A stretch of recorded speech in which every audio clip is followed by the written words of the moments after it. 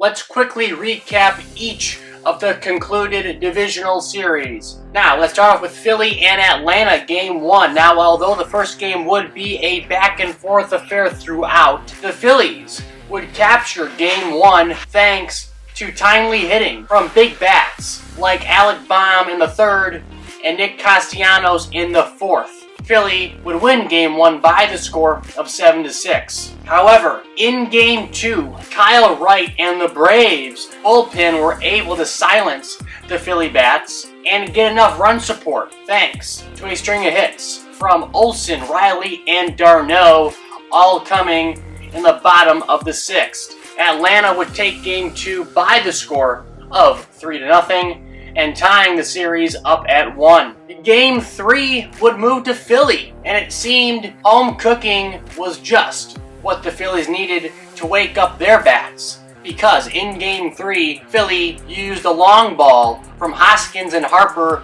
in the third to trump the Braves 9-1. Then in Game 4, the Philly bats were sizzling once again as their club was able to hit 3 home runs, including an inside-the-park job by their catcher, JT Realmuto, in the third inning. The Phillies would hold on to win Game 4 and the series, setting up a date in the NLCS. Now, before we go any further, guys, please go check out my brand new documentary on baseball's biggest psychopath. Yeah, Jimmy Pearsall. The link to that video is right above my head. Go check it out. Don't forget to share the video with your friends. This is a really good documentary. Now, moving on to San Diego and LA.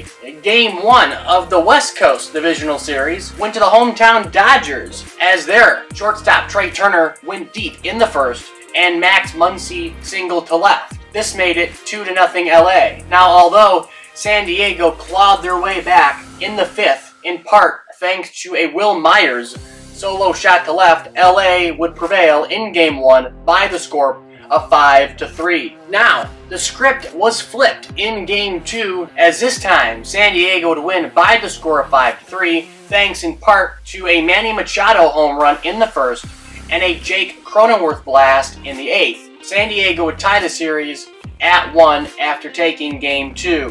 Now, unlike the first 2 games in this series, Game 3 was a low-scoring affair, as Blake Snell gave San Diego 5 quality innings of just 1-run baseball. Then, it was up to the offense to get the job done for the boys in brown, and they did, thanks to a Jake Cronenworth RBI single in the first and a Trent Grisham home run in the fourth. The Padres would win Game 3 by the score of 2-1. Now, despite LA getting out to an early 3-0 lead in Game 4 of this series, the Padres would claw their way back and put up a 5 spot in the 7th and come back to win by the score of 5-3 and advancing to the National League Championship Series.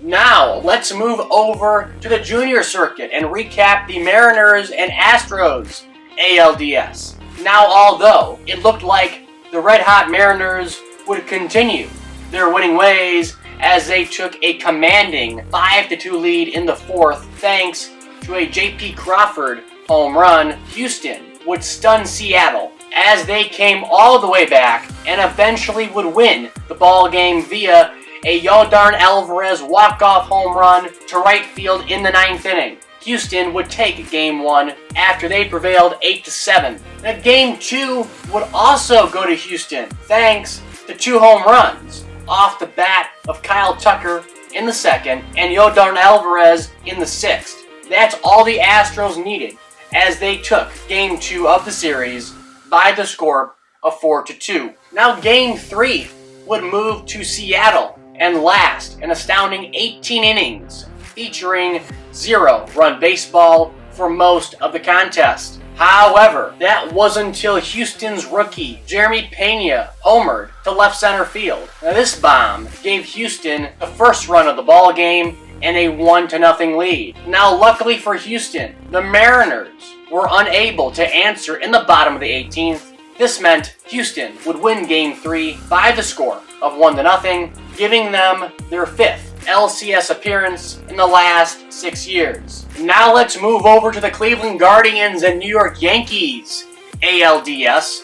Despite Cleveland getting out to an early 1-0 lead in Game 1 thanks to a Steven Kwan solo shot to right in the first, the Yankees would take control from there on out thanks to a pair of home runs from Bader in the third and Rizzo in the sixth. In the end, New York would win Game 1 by the score of 4-1. The roles were reversed in Game 2 as the Yankees got out to an early 2-0 lead via a Stanton blast to right, but this time the Guardians would come back to take the lead via a Rosario home run in the fifth and an Oscar Gonzalez go-ahead RBI single in extras.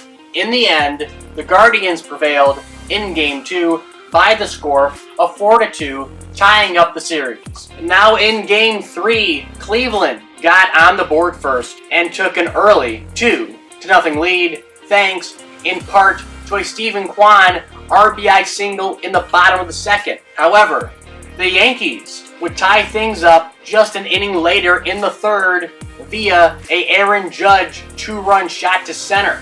Now, with the Yankees leading the game 5-3 after the Harrison Bader home run in the seventh, Cleveland would end up winning the ball game in walk-off fashion thanks to an Oscar Gonzalez single to center. The final of Game 3 was 6-3 Guardians. Now the Yankees would take Game 4 thanks to stellar pitching by Garrett Cole and some pop provided by Harrison Bader in the second. The final of Game 4 was 4-2 New York. So this meant the decisive Game 5 would move back to the Bronx.